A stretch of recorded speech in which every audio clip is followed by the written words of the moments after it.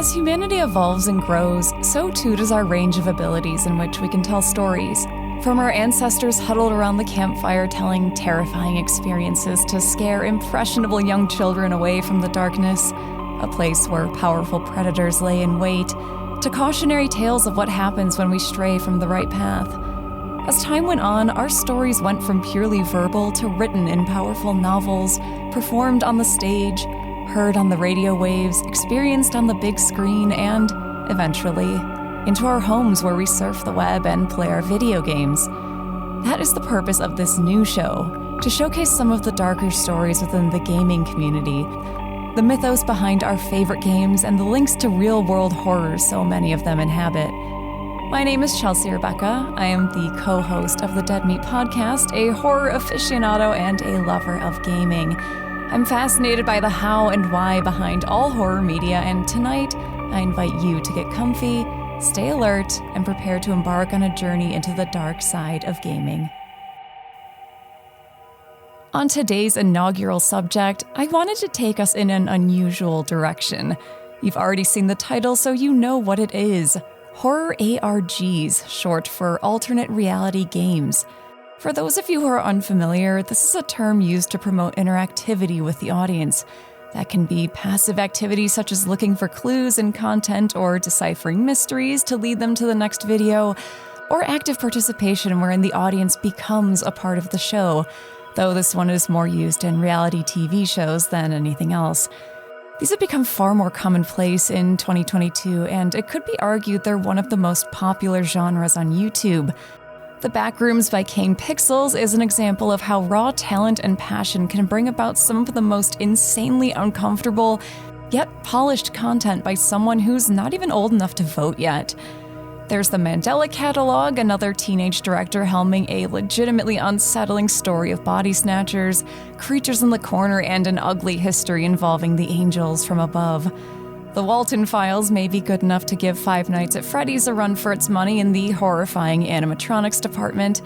And of course, we can't forget about the king of YouTube horror ARG, Local 58.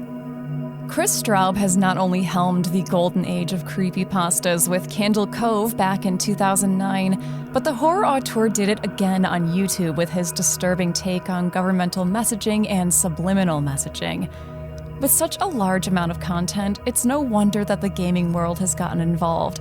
Tonight we'll bring you some of the best out there and a bit more insight into the ones you already know about.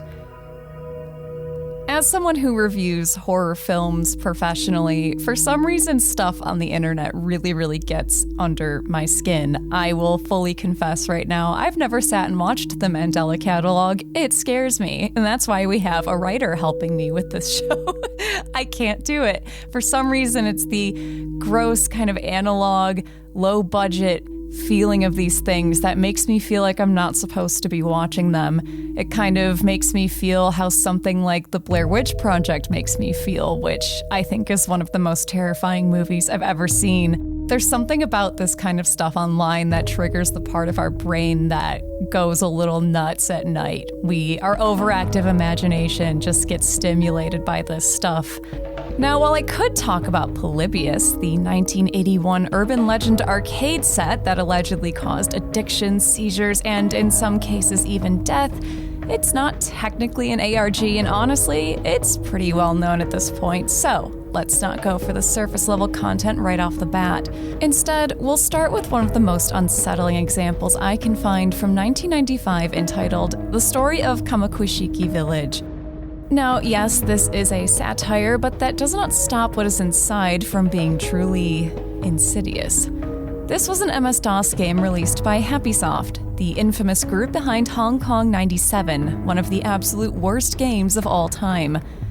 But in that instance, where they were simply seeking to be provocative and vulgar, they seemed to have a genuine agenda in mind there. You play as Shoko Asahara, the leader of Aum Shinrikyo, the infamous terrorist cell in Japan.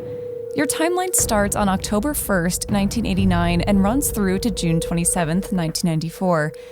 Meaning, within the game's simulation, the events of the grisly Sakamoto murders perpetuated by the cult on November 4th, 1989, and the sarin gas attacks on June 27th, 1994 are covered. You have to gather resources, indoctrinate members, and manage cult operations. If you commit the gas attacks, you win. If not, the entire world ends.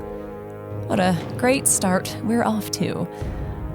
Unfortunately, we know that they did in fact commit the attacks that killed 8 and injured hundreds. But what makes this game an ARG?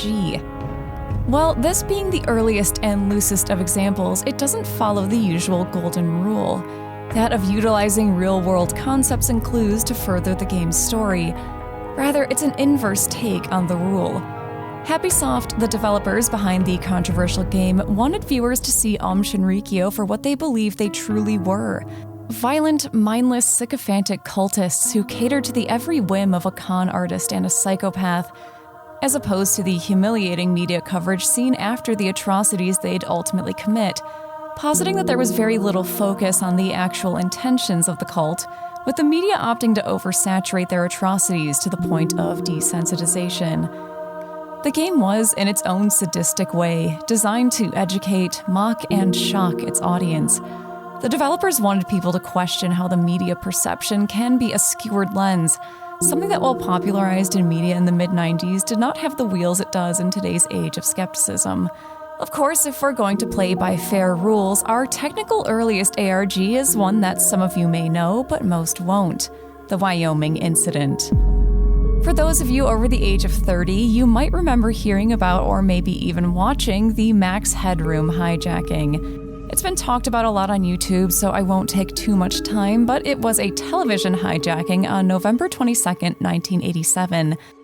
On 2 separate occasions in Chicago, Illinois, TV stations WGN-TV and WTTW, respectively, had their transmissions interrupted by a bizarre, distorted individual wearing the mask of Max Headroom, a popular TV character of the 80s, and doing increasingly bizarre things. The whole thing was over in under 2 minutes, and though nobody was harmed, many later said it left them uncomfortable and disturbed. That is where the Wyoming incident comes into play. In January 2007, on the Something Awful forums, the same place that birthed Slenderman and Candle Cove, users began circulating the story of TV signal hijackings occurring in the Niobrara County in Wyoming, Nebraska. Wyoming is, in fact, a city. I just now learned this. Soon after, on February 5th, videos began to circulate on YouTube, starting with the user Give Me a Number, sharing a clip titled Weird Video I Found. The 51-second clip starts with a black and white special presentation card and heavily distorted music before asking the viewer a question: why do you hate? The music pitches abruptly to show an unsettling disembodied 3D head, followed by an answer before fading to black: you are ill. And for 2007, this was something else to behold. It would be half a year before we would be greeted with another broadcast, uploaded on September 10th, this time expanding on the concept with some tropes modern ARG fans will recognize today. A news broadcast, a presidential election, distortion, and a series of questions. You will see such pretty things. Why do you hate? You are ill.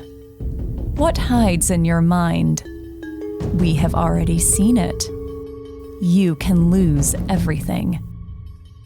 Nothing is priceless. We stand at the door. You are lost on the path. The broadcast then cuts to yet another disturbing close-up of an uncanny valley face staring into us as we stare into it, before cutting to one more prophetic message. There is truth in fiction, all good things. The broadcast ends its hijacking and goes back to the discussion over presidential candidate Mitt Romney before concluding. What is fascinating about the Wyoming incident is the fact that there's so little to go on. While we know it's a fabricated story, we don't know the intent, the endgame, or what was to come later. So much was and still is shrouded in mystery, encouraging viewers even 15 years later to keep plumbing the depths for answers.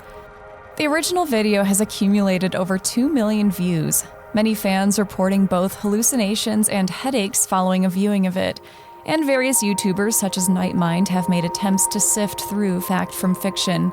But as one of the original ARGs, it maintains its mystique to this day and has inspired countless others to continue in its footsteps. Others would take the form of storytelling in completely different directions, such as The Sun Has Vanished, an ongoing Twitter ARG detailing the sun disappearing and how the community responds to it. There would be some that eschewed the more puzzle aspects of ARG and instead wanted to showcase the blurred line between what could and couldn't be plausible. Because these have been covered extensively, we won't spend a large amount of time on them here. While there was the infamous Lavender Town Syndrome in 2010 that utilized a remix of the eponymous track coupled with an unsettling story, it was two particular entries in 2010 and 2011 that would truly carry the spark of the Wyoming incident and bring them to the gaming world, and we'll dive into those next. The NES Godzilla Creepypasta would harness actual pixel art close to the original game's sprite designs in order to craft a far more believable monstrosity lurking within the game's haunted ROM cartridge, giving it a true through-the-looking-glass feel when author/player Cosby Daff originally uploaded it to the Bogleach forum starting in April 2011 and concluding December of the same year. If you've somehow not read this series yourself, I would encourage you to take a look when this episode is done. However, there's a truly uncomfortable moment as you're scrolling through these innocuous screenshots of gaming content before coming across the red entity staring at you with hollow, deadened eyes and one word: run. Fans at this time went wild with theories, trying to piece it together month in and month out as to what this was leading to. They would take to looking back through small snippets of lore to figure out what the true purpose behind the game was, what the creature known as Red meant, or what any of the game truly symbolized. It captivated their imagination, bringing them back to a simpler time when their nostalgia could be appropriately satiated, whilst giving new life to the haunted object subgenre. It allowed them to feel as if they were a bona fide part of the universe that Cosby Daff was creating over that year. But none would capture the minds of the internet so heavily as what was uploaded on September 7th, 2010, and carrying on intermittently for a decade by the man known as Alexander Hall, better known as Jaduzable. You've met with a terrible fate, haven't you? I'm talking, of course, about Ben Drowned, arguably the most iconic ARG creepypasta of its era, containing within it some of the most innovative hacks and edits of the game to deliver a truly unsettling story inside and out. In true ARG form, fans became a part of the narrative thanks to Hall's transmedia storytelling, utilizing not only YouTube clips of the game's more haunted aspects, online chapters, and audience interaction to weave a narrative of characters, thus informing the next steps as Hall transitioned from the Haunted Cartridge arc to the Moon Children in 2011. It was during this second arc that Hall would utilize ciphers hidden within websites designed to look much more retro. These would contain secret conversations, clues, and lore dumps, leading users to find out the website was in fact a doomsday cult stuck in the same eponymous 3-day time loop that was the central mechanic of Majora's Mask. Users could actually use information they gleaned from the site, such as videos of themselves playing songs from Majora's Mask and Ocarina of Time, sending emails in order to get to the next stage. And to modern listeners, this will seem novel and likely a little bit silly in places given the sheer accessibility of information relative to 2010's culture. While there was still an abundance of ways to figure out a hoax from a legitimate haunting, a fresher form of storytelling begets more believability from its younger audiences, which is why, in part, those early creepypastas have lasted as long as they have. Nevertheless, the story of a game thinking for itself and perpetually disturbing the player first in the game and then out of it, that captivated folks and is a cornerstone of the genre to this day. Haunted media isn't anything particularly new as far as the internet is concerned. I think the most obvious reference point people have for something like this would be The Ring, either the original Japanese version or the American remake, both of which are good, in my opinion. But we can even look back to something like Poltergeist, the infamous image of a child, Carol Ann, sitting in front of the TV that's just filled with static, where she says, "They're here." There's something about technology, and especially new technology, that always is going to freak us out. It does kind of feel like we're inviting some new entity into our home when we all start getting TVs, or we all first started getting internet, computers, home computers. So this kind of fear of haunted technology isn't anything the internet invented, but what's really cool is how much people can participate in it themselves, and I think it makes it a lot more scary. It's true folk storytelling. It's the modern equivalent of sitting around a campfire and scaring ourselves together. Many developers and artists would take inspiration from this particular instance and develop their own narrative experiences. While we all know you're expecting Petscop, we'll save that for another day. That warrants its own special episode. So instead, let's pivot to a smaller but no less interesting entry, Crow 64. Crow 64 is known online as the game that doesn't exist. It has all the pieces necessary for an effective lost media game: canceled before completion, obscure development company, bizarre developer, and a test cartridge coming to the address of an enthusiastic investigative journalist. What makes Adam Butcher's entry into the horror ARG annals so special is the lengths he goes to in order to set the scene for audiences. Editing Nintendo's now defunct Space World footage, creating believable but fake forum posts showcasing interest in the game from over 20 years ago, and even going as far as to put fake previews in Nintendo magazines. Adam understands that the best way to sell a concept most will dismiss as false outright in today's day and age is to immerse you in that time and go above and beyond to sell the concept. The game itself, known as Crow's Catastrophe, centers around developer and auteur Manfred Lorenz, who sees this game as an all-or-nothing endeavor, pushing his young but dedicated development team to their breaking point in order to create the game in the way he envisions, despite complaints and concerns from those around him. The increasingly erratic behavior, something else that bleeds into the real world when looking at the behaviors of certain game developers and publishers over the last 30 years, would lead to Lorenz firing his entire staff. Subsequently, the game would enter development hell, and ultimately the studio would go bankrupt. But that would not deter Lorenz, who continued to develop the game on his own in relative isolation, until he allegedly ended his own life by drowning. He's not been home for days. Maybe he'll talk to you. Loading up the game for the first time, we're met with the above eerie dialogue as our Crow character with a bandaged wing navigates an open area leading to the next level, the workplace.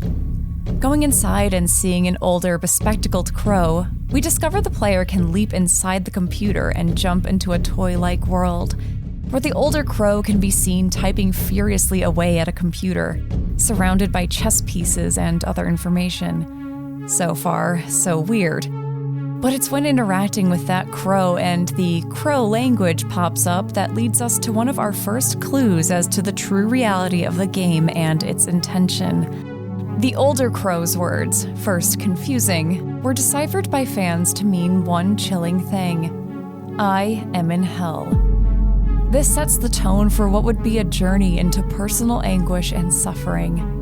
We're taken to a field where a lone scarecrow sits. When interacting with it, the older Crow reappears and runs back to the workplace. We follow and find a telephone ringing non-stop without our ability to interact with it, the incessant noise beginning to grate on our ears to no avail, despite the game's insistence we must interact with it in order to advance. Backtracking, we see the older Crow running in the direction of a wall that leads to a void via a space in between some lockers. The tone again shifts when we see it's a black void on the other side. Once venturing through the abyss, the older Crow is observed standing on a boat with a bundle of computers in hand, before jumping off the boat and clipping out of the map. By following once more, we're led to a forest level with the goal of advancing to the top of a hill that we can reach through a staircase. It's at this moment in the game that we get a better glimpse into the psyche of the developer and his intent for the game.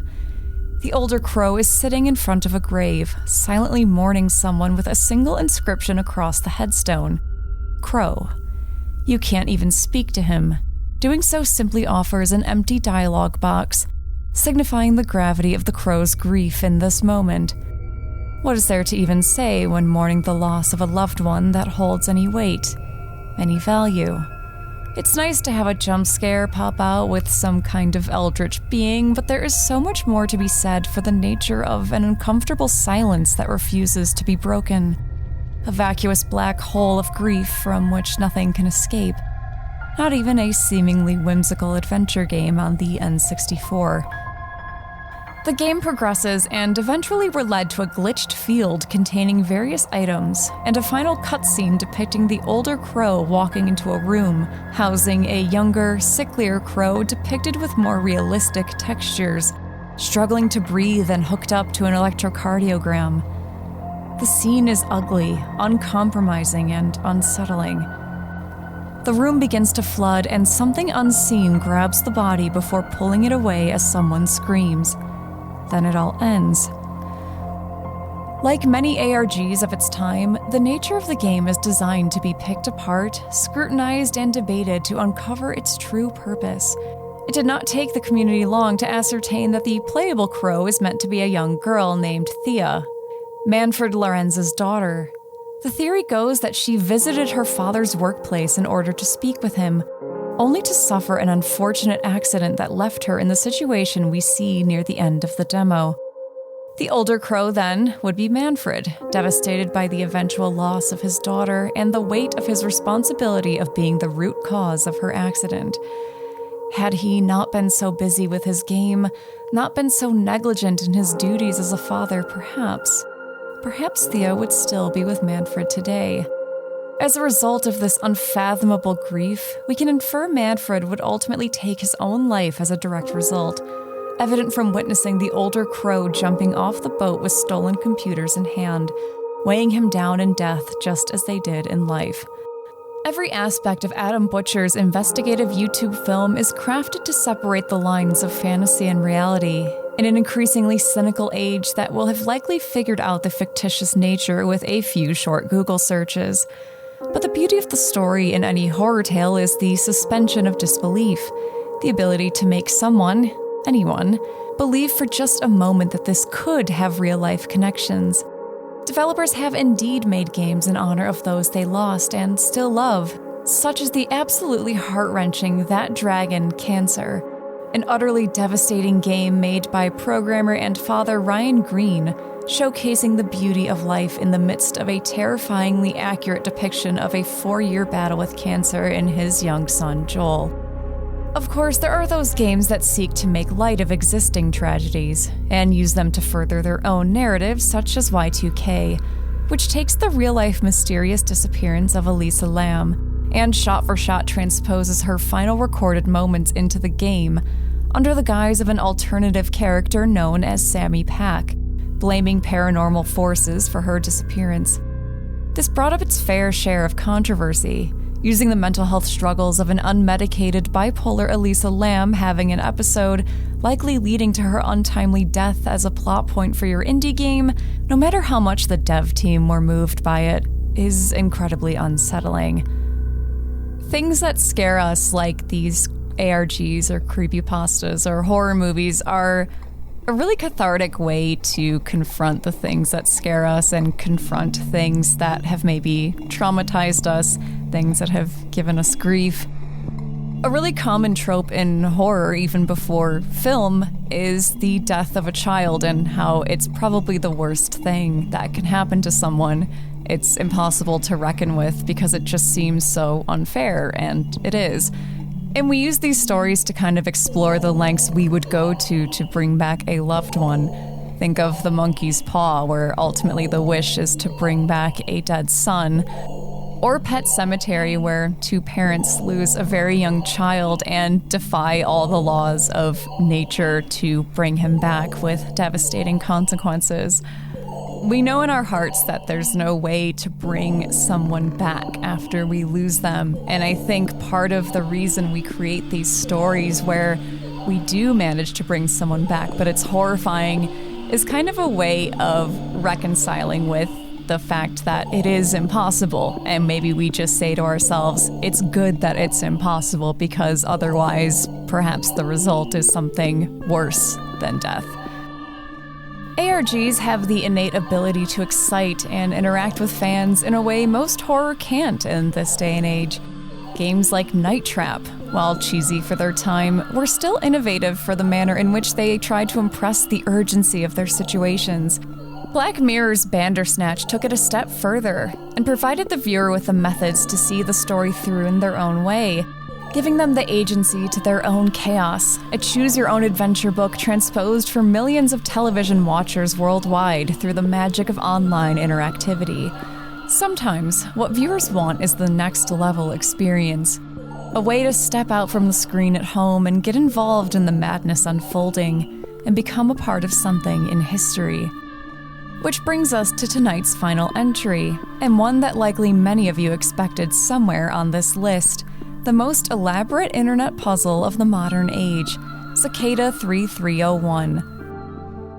What would you do if the ultimate scavenger hunt came up? A chance for you to get involved with a group of like-minded individuals to crack a code very few were capable of, the promise of secrets the rest of the world were not privy to at the end of the tunnel. While some of you may simply find the prospect too shady, and I wouldn't blame you. But for the intellectually curious always looking for a challenge, Cicada 3301 offered that in spades. Starting on 4chan, where so many of these odd ARGs find their home, a post was made on January 4th, 2012. Attached was a simple message and the first iconic clue. Hello. We are looking for highly intelligent individuals. To find them, we have devised a test. There is a message hidden in this image. Find it, and it will lead you on the road to finding us. We look forward to meeting the few that will make it all the way through. Good luck. 3301. Codebreakers were enticed like a moth to flame. Ascertaining the first puzzle used a technique like steganography, concealing a message or image within another image. Once cracked, they looked at what was inside the first image posted alongside the cryptic message, and found more codes, pictures, numbers, and one single recurring image, a cicada. Once the first image was decoded, a website link would pop up, and within it, even harder puzzles. This difficulty spike only served to attract more to their cause, everyone determined to be the first to crack the code. Whether it was ancient Mayan mythology, cyberpunk fiction lore, Victorian occult numerology, medieval Welsh literature, or other obscure pieces of knowledge, the test was stiff and it most definitely thinned out the pretenders. Eventually, 14 GPS coordinates were revealed with locations as varied as Poland, Hawaii, and even Russia. Naturally, people visited, not even giving a second thought to the risks presented. What did they find there? Even more cicadas. That's where the dark part of this game comes into play. The very real risk that someone was using them as a way to lure in unsuspecting code breakers and do God knows what to them. People were so determined to follow the clues, they eschewed personal safety in spite of it. I have no doubt those involved were clever enough to tell people where they were going, but that doesn't detract from the fact that an anonymous group were providing clues and random locations for people to visit without any knowledge of who they were. Perhaps that's why when one of the puzzles uncovered the book known as Liber L. Vel Legis by Aleister Crowley, eyebrows were beginning to raise. Also known as the Book of Law, this represented the basic tenets of Thelema, the neo-religious institution Crowley founded, and while it would take far too long to go into the intricacies of the book, the fact something from the occult world was popping up in Cicada was an interesting admission. Enough so that when Marcus Vonner of Virginia Tech deciphered the first set of puzzles, he divulged that upon completion, he was asked a litany of questions about censorship, freedom of information, online privacy, and so forth. Upon answering in a satisfactory manner, he was invited to a private forum in order to congregate, devise, and construct a project in order to further the ideals of the group. But it was Joel Eriksson, a Swedish crypto security researcher, who would divulge the most information about the group, stating that across his journey he would ultimately be led to the dark web through a series of puzzles, a voicemail, and the realization that the previously mentioned GPS coordinates all lined up with one thing: the most talented IT security researchers and hackers in the world. Cicada 3301 were recruiting both sides of the cyber war for something. Joel just didn't know what. In fact, none of us do. Any of the winners from both years of the contest have virtually vanished off the face of the earth. No further posts of any kind have come from current winners, and that in itself is disturbing. People have claimed to be X3301 members, divulging the inner workings of the games and its creators, but none can be truly corroborated, and thus the excitement of the longest-running and eeriest ARG is kept alive. Joel posits that one of the biggest tenets of cybersecurity is your ability to keep secrets, and so anyone who claims to be an ex-member is likely posturing, or was someone who failed the final tests and is simply bitter. Joel speculates that due to clues he stumbled over, such as the poem Agrippa by William Gibson, The Marriage of Heaven and Hell by William Blake, and the aforementioned Book of Law by Crowley, as well as Cicada's constant references to prime numbers, that the group isn't the FBI, MI6, the Masons, or any such organization. Likely there's something entirely new. Something breaking free of the bonds of the old establishment and order, splitting the old skin in favor of a fresh one, just like a cicada. The world of ARGs is vast and plentiful, with the quality getting better every year. There's the trend-setting Local 58, Adult Swim's innovative This House Has People in It, the short but disturbing Meat Sleep, the Uncanny Valley Diaries of Daisy Brown, the VR-focused This Room Does Not Exist, the meta-narratives of post-content and other current greats like Alex Kister's Monument series and Kane Pixel's phenomenal Backroom series. The ARG concept will not be going anywhere for a long, long time. But this genre is just a drop in the water of what lurks beneath the surface of the gaming industry. Corruption, manipulation, kidnapping, abuse, and murder are all rife within the annals of video gaming's short but plentiful history. And soon, we will uncover it all.